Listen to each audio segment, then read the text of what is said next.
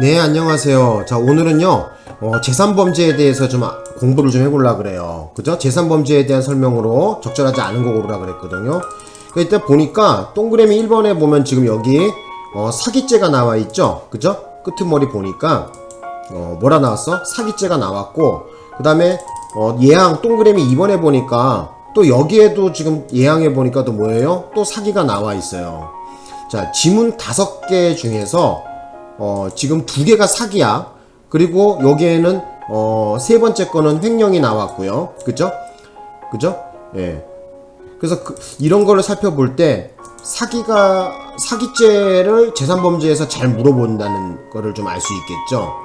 그리고, 일단, 우리가, 자유민주주의 경제사회에 살기 때문에, 현재 형법 조문에서 가장 많은 비중을 차지하고 있는 것이 뭐냐면은, 이 사기의 재산범죄예요. 재산범죄.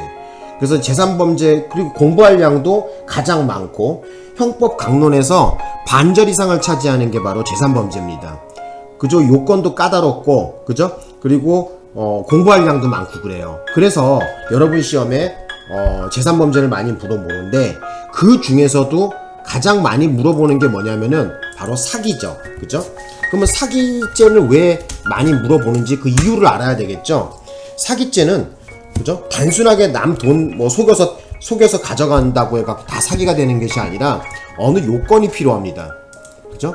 그 요건이 있는데 그 요건 중에서 크게 나눠 보면은 일단 우리 구성 요건에서 사람을 기망하여 재물의 교부를 받거나 재산상의 이득을 취한 자는 이렇게 말하고 있단 말이야. 그래서 가장 메인이 되는 것이 뭐냐면 기망이거든요. 속여먹었다 이거예요. 그러면 속여먹은 거로 해갖고 무조건 속여서 가져간다고 해서 다 사기가 되냐? 그것도 아니야. 그죠? 속여먹었고 그러니까 기망을 하고 난 다음에 뭐가 있어야 되냐면은 잠깐만요. 착오를 일으켜야 돼요. 착오. 속았다 이거예요. 어떤 뭐를 잘못 생각하는 게 있어요. 어떤 가해자가 기망을 했다면 피해자가 어떤 착오를 일으켜야지 돼요. 그죠? 뭐를 잘못 생각한다 이거죠. 그래서 거기에 대해서 처분행위가 필요하거든요. 처분행위라는 것은 뭐가 필요한 거냐면 그 피해자가 자의성이 있어야지 돼요. 자기 스스로 판단이 잘못 하자에 있는 의사를 가지고 처분을 해야 되거든요. 그래서 어지간해서 사기가 잘 성립하지 않는 게 바로 그러한 이유 때문에 그래요. 여기다가 한번 적어 볼게요. 그래서 처분행위 자의성에 놓고 하자 있는 의사에 의해서 이렇게 좀 적어 볼게요. 하자 있는 의사가 있어야지 또 이 처분행위가 또 인정이 되거든요. 그래서 가끔 가다가 보면 이제 주변 분들이 그래요. 저 새끼 저 나쁜 놈이다. 저 사기 쳐먹은 놈인데 저거 어떻게 처벌이 안 되고 무혐의로 나오네. 많이들 경험하셨을 거예요. 억울함이 있어서 경찰에 신고를 했는데 경찰에 신고하고 나서 이런 일들이 이제 그러니까 주로 많이 발생을 한다는 거죠. 왜 그런가 해서 보면은 맨날 뭐예요 수사 결과 보면은 뭐 증거 불충분 뭐가 어쩌고 했는데 증거 불충분이 왜 자꾸 나오냐면은 그 속였다는 거 그죠? 그 기망을 했다는 부분에 대해서 이걸 입증을 해야 되는데 그 피해자가 이 기망에 대한 어떤 입증력이 약한 거야. 무슨 녹음을 했다든지 아니면 동영상 촬영을 해놨다든지 여러 가지 이런 것도 있겠지만은 어쨌든 그 증거를 입증하는데 애로사항이 많아요. 기망행위에 대해서. 그리고 거기에 대해서 내가 무슨 착오를 일으켰다. 이걸 신빙성 있게 뒷받침한 어떤 증거가 있어야 되겠고 거기에 의해서 하자에 있는 의사를 가지고 이 양반한테 돈을 줬다라는 어떤 처분행위가 인정돼야 되는데 이 3단계를 거치기 때문에 어지간한 사람은 무혐의가 나오는 경우가 많아요. 그래서 제일 좋은 거는 어쨌든 사기를 안 당하는 방법은 너무 터무니없이 싸다든지 아니면은 내 분에 넘치는 뭔가 과대한 큰 어떤 이익을 준다든지 이러면 거의 사기가 많습니다. 그래서 어쨌든 기대를 안 하시는 게 좋고 또 어쨌든 금액이 큰다. 예를 들어서 금액이 큰 액수가 있다 이러면은 면밀하고 꼼꼼하게 살펴보고 송금할 때도 몇 번이고 확인을 하시는 게 좋고 만원, 2만원, 5천원 이런 거는 상관없겠지만은 잊어먹어도 사기 당해도 큰 문제가 안 되겠지만 예를 들어서 50만원, 100만원, 1000만원 이런 돈은 큰 거죠. 그죠? 조심해야 되겠죠. 그지 않겠습니까? 그죠? 자, 그래서 어쨌든 그 얘기를 좀 해드리고 싶었고, 지금 이 동그라미 1번에 대한 사건을 한번 읽어보겠습니다. A가 갑으로부터 임차한 오피스텔을 점유하며 이를 사용 수익하다가, 그러니까 지금 이 A라는 여기 임차한 오피스텔이, 그러니까 쉽게 얘기하자면은 세입자로 지금 들어가 있다는 거죠. 그죠? 갑이라는 양반이 집주인이겠죠. 건물주겠죠. 자, 임대차 계약이 해지된 후 끊어봅시다. 그래서 갑으로부터 임차한 오피스텔이라고 하니까 갑이 집주인이고 A라는 양반은 새 들어 사는 사람이겠죠. 오피스텔에 새 든 사람이겠죠. 그죠? 그래서 점유해서 그죠? 그 집에 들어가서 사용했다는 거예요. 그죠? 그 임대차 계약이 해지가 됐다는 거예요. 그죠? 자, 그래서 임대차 보증금을 제대로 반환할 의사나 능력이 없음에도 추후, 그죠? 나머지 임대차 보증금을 반환하겠다는 갑의 말에 속아서, 그러니까 갑이라는 사람 집주인이라 했었잖아요. 그러니까 집주인이 그런 거야. 아유, 내가 지금 당장 보증금 다 못 주니까 저 일부만 가져가시고 나머지 제가 곧 드릴게요 하고 뻥을 친 거겠죠. 거기 말에 속아갖고 어떻게 된 거야? 자, 이 피해자 A가, 그 세입자가 나머지 임대보증금을 반환받지 않고서 그냥 오피스텔 점유권을 내줬어요, 갑에게. 자, 그랬더니만, 그리고 이 갑이라는 양반은 또 다른 사람을 갖다가 거기 세를 놨겠죠, 보증금을 받고. 자, 이 경우에 사기죄에서 재산상의 이익을 처분했다고 볼 수 없으므로 갑에게는 사기가 성립하지 않는다 했는데, 자, 요거 맞는 얘기거든요. 자, 여기에 대한 얘기를 좀 해볼게요. 자, 조금만 계셔봐요. 판례 번호도 다 알려드릴게요. 좀만 계셔봐. 제가 아까 말씀드렸지만은 사기죄가 성립하는 거 큰 테두리를 이렇게 말씀드렸잖아요. 그런데 구속요건에는 어떻게 얘기하고 있냐면, 사람을 기망하여 재물의 교부를 받거나 재물의 교부를 받거나 재산상의 이익을 취득한 자는,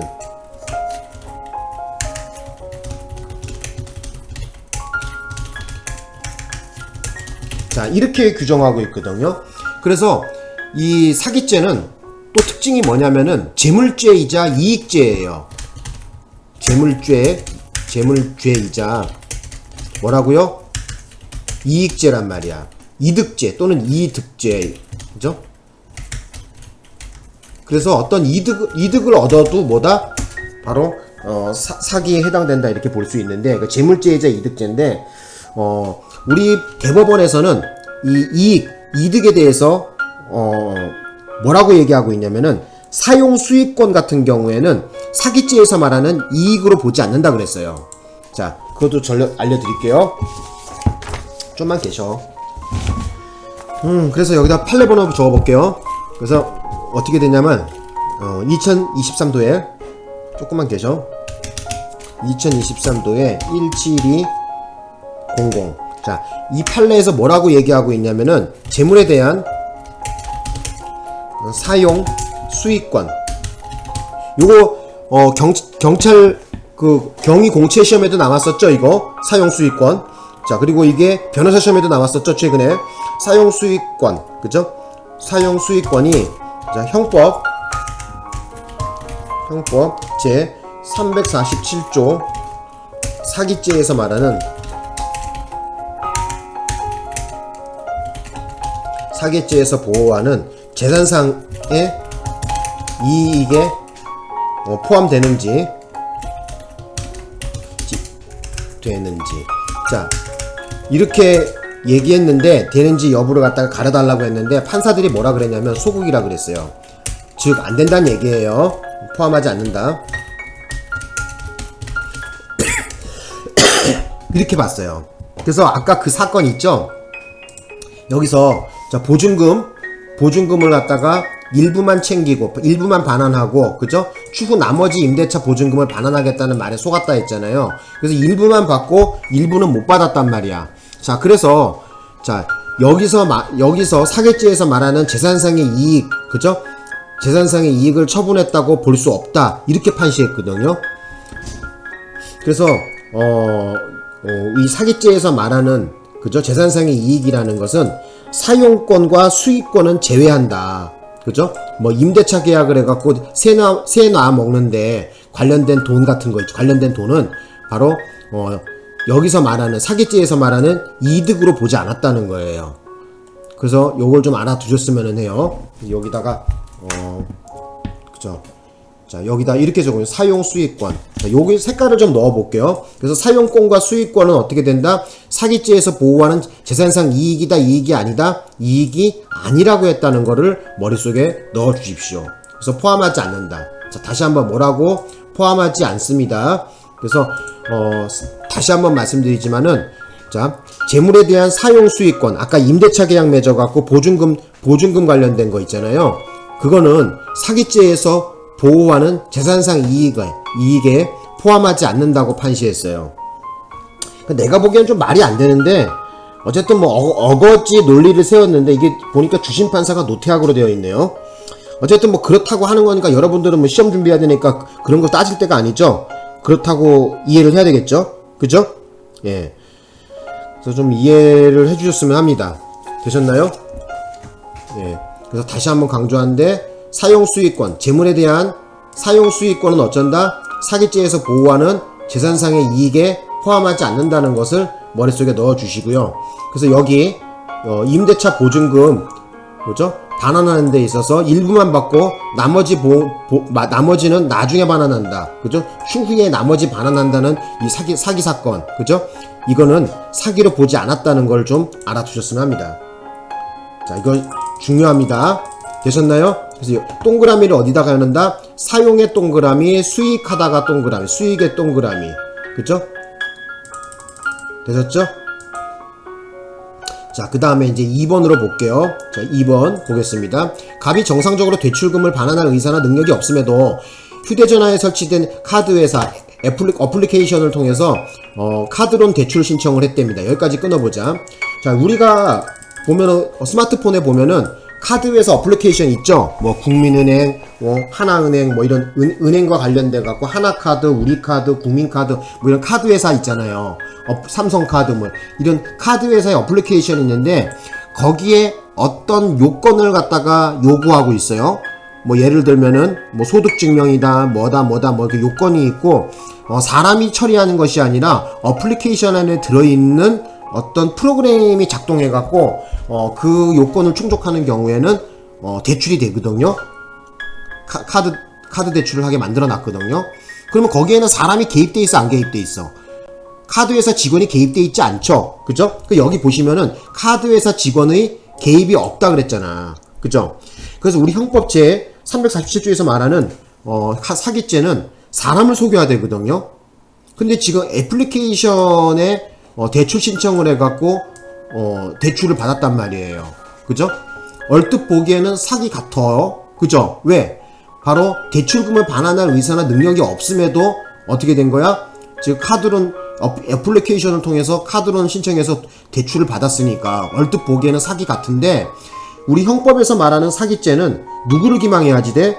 347조에서는 사람을 기망하여 재물의 교부를 받거나 이랬으니까 사람을 기망해야 돼요. 근데 여기에 사람 개입이 어디 있냐? 어플리케이션이 그냥 기계가 한 건데, 컴퓨터 프로그램이 한 건데. 그래서 카드회사의 직원이 어떤 개입이 없이 이루어진 대출이거든요. 그래서 사기죄를 구성할 수가 없죠. 그죠? 그래서 그거를 좀 여러분들이 좀 알아두셨으면 합니다. 그래서 여기 보시면은 사기가 성립한다가 아니라 사기가 성립하지 않습니다. 그럼 선생님, 그러면 이 컴퓨터 사용 사기겠네요? 컴퓨터 사용 사기는 또 왜 안 되냐면은, 컴퓨터 사용 사기에는 컴퓨터 사용 사기 같은 경우는 뭐야? 정보 처리 장치에다 컴퓨터나 정보 처리 장치에다가 허위의 정보나 부정한 명령을 입력해야 되거든요. 근데 지금 부정한 명령이 아니라 정상적인 명령어로 넣었단 말이야. 어플리케이션이 시키는 대로 따라서 계속 해당하는 그 요건을 다 갖춘 거란 말이야. 그래서 컴퓨터 사용 사기도 안 된다고 이때는. 그래서 뭐다? 무죄가 나왔어. 에? 사기가 안 됩니다, 이 경우에. 그죠? 그래서 이 사건 있잖아요. 동그라미 2번 사건은, 자, 여기 한번 봅시다. 자, 조금만 계셔봐. 그래서 동그라미 2번에 관련된 사건. 그죠? 2번에 대한 설명이야. 동그라미 2번에 대한 설명인데, 자, 일단 사기가 안 되는 이유. 자, 형법 347조에서 말하는 형법 347조에서 말하는 사기가 안 되는 이유는 뭐냐면은 지금 뭐예요? 그 카드회사 직원이 대출해 준 거 아니죠? 그죠? 카드회사 직원이 저 관여한 게 없죠? 그죠? 관여한 바가 없잖아요. 그죠? 네. 그잖아. 다시 한번 볼까? 자, 카드회사 여기 보시면 뭐라고 나왔어? 개입이 없었다 그래서 카드회사 직원의 신청이나 확인, 송금 등의 개입이 없었다 했었잖아. 사람이 속은 게 아닌데? 그러니까 347조 사기죄를 적용할 수 있다 없다? 없다는 얘기죠. 그죠? 그잖아. 자, 그런데 또 하나 특징은 또 뭐가 있냐면은, 자, 그러면 선생님 컴퓨터 사용 사기가 사용 사기로 하면 되잖아요 했는데, 컴퓨터 사용 사기도 또 안 돼. 왜 그러냐면은 컴퓨터 사용 사기 같은 경우에는 컴퓨터 등 정보 처리 장치에 허위의 정보나 부정한 명령을 입력해야 되거든요. 그런데 그것도 아니란 말이야. 권한 없이 정보를 입력 변경했다는데 해야지 또 컴퓨터 사용 사기인데 권한은 있단 말이야. 그죠? 그 뭐 이것도 저것도 안 되는 거야. 그래서 여기다 적어볼게요. 컴퓨터 사용 사기가 안 되는 이유.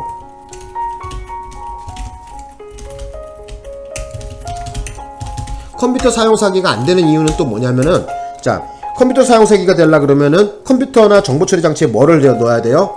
허위의 정보나 뭐를 넣어야 돼? 부정한 명령어를 넣어야 돼요. 근데 이런 것도 지금 허위의 정보나 부정한 명령어도 사용하지 않았어. 응? 되셨나? 그래서 이래도 안 되고 저래도 안 되는 거야. 그러니까 일반 사기도 안 되고, 알아두실 것은 일반 사기도 안 돼. 그 이유가 뭐라고? 카드회사 직원이 속은 게 아니란 말이야. 그죠? 또 컴퓨터 사용 사기가 또 안 되는 이유는 뭐냐면은 허위의 정보나 부정한 명령어를 집어넣은 것도 아니란 말이야. 그래서 이 경우에는 어떻게 해야 된다? 어떻게 된다? 무죄가 나왔습니다. 주행법정주의에 의해서 어떻게 돼요? 그죠? 무죄. 그죠? 그래서 무죄가 나오게 되어 있죠. 그죠? 그래서 알아두셨으면 합니다. 이거 중요한 판례입니다. 시험 잘 나와요. 그래서 판례 번호는 어떻게 되냐면은 2024도에 18441. 자, 2024도에 18441. 자, 적어드릴게요. 2024도에 18441. 적었어요? 그래서 2번이 그래서 사기죄가 성립하지 않는데 성립한다 해갖고 2번을 답을 고르시면 돼요. 틀린 거. 되셨나? 자, 이제 3번에 봐볼게요. 3번에 보면은, 자, 간 명의의 은행 계좌에 돈이 착오로 잘못 송금됐답니다. 입금된 경우에, 자, 쭉 얘기 나오다가, 별다른 거래 관계가 없다, 뭐 쭉 나오다가, 신의칙상 보관 관계가 성립하고, 입금된 돈을 임의로 인출하여 소비했답니다. 이 경우에 횡령이 되는 거죠? 자, 누가 내 통장에 뭘 잘못 넣어놨어. 100만원을 갖다가, 전혀 모르는 사람인데 내 통장에 누가 100만원 넣어놨어. 자, 이 경우에 어떻게 된다? 잘 보관하고 있다가 은행에서 전화가 오고 금융기관에서 시키는 대로 다시 돈을 돌려주면 됩니다. 근데 웬 사람이 전화 와갖고 아저씨 제가 아저씨 통장에다 돈 잘못 넣어놨는데 돌려주세요. 이거 돌려주면 안 돼. 잘못되면은 자금 세탁을 해주는 꼴이 되는 거니까 절대 그래서는 안 되겠죠.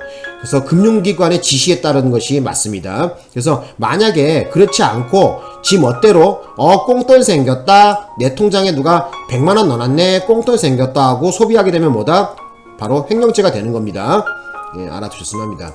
자, 그런데 여기에 대해서 좀 설명을 좀 드려볼게요. 지금은 여기에는 착오로 지금 돈이 들어온 거죠? 그죠? 착오로 지금 돈이 들어왔다며. 그죠? 계좌에 돈이 들어온 거죠. 은행 계좌로. 그런데 비슷한 논리로 해갖고 비트코인에 대해서 잠깐 얘기 좀 해볼게요. 이거 시험이 잘 나왔기 때문에 그럽니다. 자, 잘못 보낸 돈과, 그죠? 하나는 비트코인. 자, 일단 잘못 보낸 돈에 대해서 한번 좀 봐봅시다. 잘못된 돈에 대해서는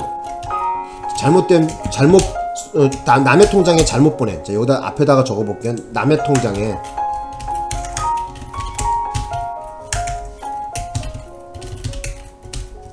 통장에 잘못 보낸 돈과 비트코인에 대한 설명을 좀 해볼 건데요.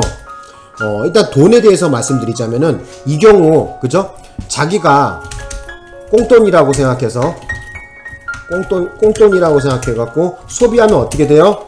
바로 보관의 의무, 신의칙상 보관의 의무가 있는데 보관하지 않고 사용했기 때문에 요건 어떻게 된다? 보관의 의무를 저버렸다 해서 횡령죄가 됩니다. 그래서 혹시나 남의 돈 들어왔다 해서 꽁돈이네 하고 쓰면 안 돼요. 자, 그 다음에 비트코인이 있죠. 근데 이 비트코인은 우리 최근의 대법원의 판례에 의하면은 자, 횡령도 되지 않고 배임도 되지 않는다 그랬어요. 그거 알아두십시오. 그래서 자기 전자지갑에 왔을 때 그래서 이걸 소비했어요. 자, 이 경우에 뭐 어쩐다는 거야? 자, 횡령도 되지 않고요. 위에 법리가 적용되지 않아. 횡령도 되지가 않고요. 또 뭐도 안 돼? 배임도 되지 않습니다. 요거 매우 중요합니다. 시험에 나왔어, 전부 다.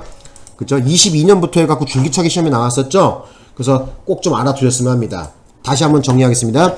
남의 통장, 남이라고 해야 되겠네. 남의라고 하면 안 되고. 조금만 계셔.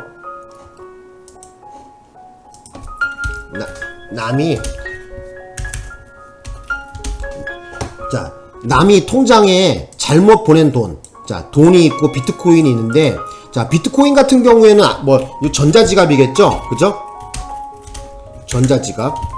전자지갑에다가 보내주는 거겠죠? 그죠? 자, 봅시다. 그래서, 우리 판례에서는 어떻게 보고 있냐면은, 돈 같은 경우에는, 그죠? 횡령죄의 법리를 적용해서 보관의 의무를 저버렸다. 그죠? 잘 보관하고 있다가 다시 금융기관에다가 돌려줘야 될 보관의 의무를 저버렸다 해갖고, 만약에 그걸 자기가 꽁돈이다 하고 소비하게 되면 횡령죄를 인정하는데, 횡령죄가 성립하는데, 비트코인 같은 경우에는 경우가 조금 달라요. 그래서 남이 모르고 자기 전자지갑에다가 비트코인을 잘못 보냈어. 자, 이 경우에, 그죠? 전자지갑에 비트코인이 잘못 들어왔는데, 임의로 소비하게 되면 어떻게 된다? 횡령도 되지 않고 배임도 되지 않았다는 거야. 그래서 위에 횡령죄의 법리를 적용할 수 없다는 것이 대법원 판례입니다.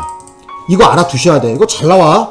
예? 자, 돈 경우에는 어떻게 된다? 꼭 자기가 꽁돈이라고 소비하게 되면 횡령이 되지만, 비트코인 같은 경우에는 그 자기 전자지갑에 들어와 있는 거 소비한다고 하더라도 횡령이나 배임이 되지 않습니다. 되셨죠? 자, 요 정도 정리하면 될 것 같아.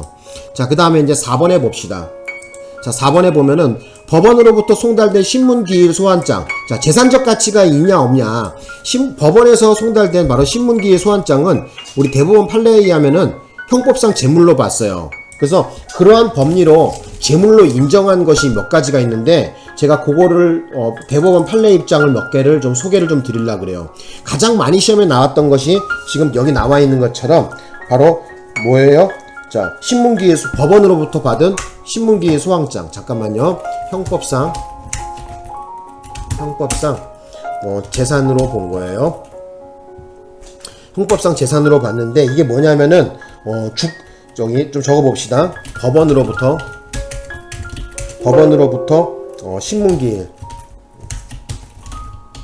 신문기일 소환장. 자, 요거 재산으로 봤고요. 그 다음에 주권 포기각서. 이것도 재산으로 봤고요. 그 다음에 무효인 약속오음도 재산으로 봤고, 그 다음에 발행자가 회수하여 세 조각으로 찢어놓은, 그죠? 찢어버린 뭐예요? 약속어음. 자, 요렇게 좀 정리를 좀 해 주셨으면 합니다. 그래서 형법상 재산으로 봤어요, 이거를. 그래서 설사 이것을 갖다가 어떻게 된다? 가져가게 되면은, 그죠? 절도로 본다든지 뭐 이렇게 되는 거예요. 그래서 알아두셨으면 하고, 추가적으로 좀 더 설명을 좀 들으면 주민등록증도 이것도 판례가 재산으로 봤고요. 그 다음에 또 뭐 두고 있냐면은 위조된 유가증권.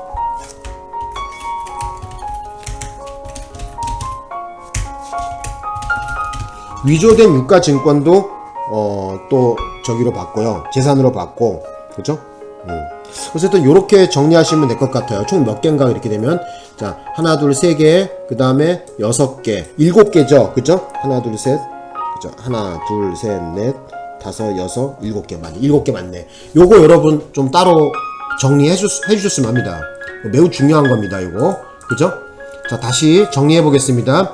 우리 대법원에서 형법상 재산으로 본 건데, 법원으로부터 받은 신문기일 소환장, 주권 포기각서, 무효인 약속어음, 그 다음에 발행자가 회수해서 세 조각으로 찢어버린 약속어음, 그리고 주민등록증, 위조된 유가증권, 전부 다 뭐로 봤습니까? 형법상 재산 가치가 있는 재산으로 봤습니다. 요거 기억하셔야 돼. 시험 나왔다니까. 가장 1등으로 많이 나온 건 뭐냐면요, 법원으로 받은 신문기일 소환장이고요. 그 다음으로 많이 나왔던 건 뭐냐면 주권 포기각서예요. 제가 시험 많이 나온 순서대로 적어 놓은 거거든요.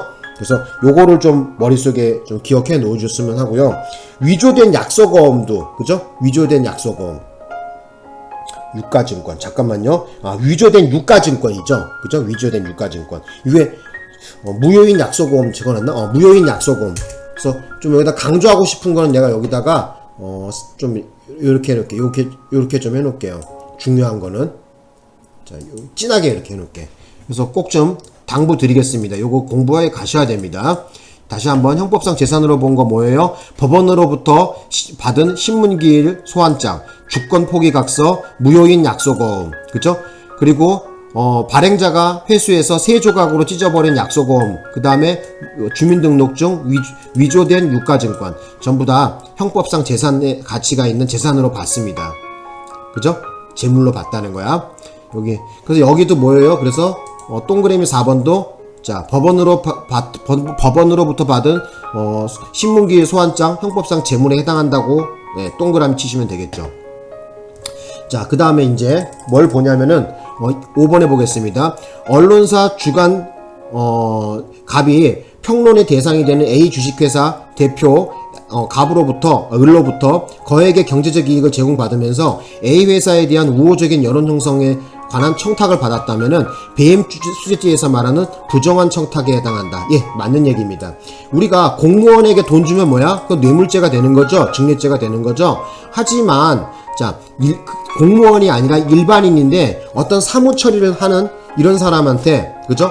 돈을 줘서 어떤 부정한 청탁을 갖다가 맡기게 되면은 이것이 바로 뭐예요? 자, 이 죄가 배임 수증죄가 되는 거예요. 되셨나요? 네. 그래서 그것도 같이 알아줬으면 합니다. 그래서 부정한 청탁에 해당한다. 예, 맞는 얘기다. 내가 봤을 때는 뭐 그렇게 어려워 보이는 거는 없어요. 뭐 이렇게 조금만 공부하시면은 다 맞출 수 있는 문제로 보이거든요. 예, 좀 어떠신가 이런 생각이 드네요. 예, 여러분 어렵나요? 이거? 응? 글쎄 뭐 그렇게 공부하면 충분히 맞출 수 있을 것 같습니다. 제가 보기로는. 예. 그래서 마지막으로 다시 한번 정리하자면은 자, 어떻게 된다? 자, 사기죄에서 말하는 재산상 이익에 뭐가 포함되지 않는다? 자, 사용권과 그죠? 수익권은 해당 사항이 없다는 거. 그거 좀 머릿속에 재물에 대한 사용권과 수익권은 우리 형법상 사기죄에서 말하는 재산상 이익으로 보지 않았다는 것을 머릿속에 꼭 좀 당부 드리겠습니다. 자, 오늘 수업은 여기까지 하고 마치겠습니다.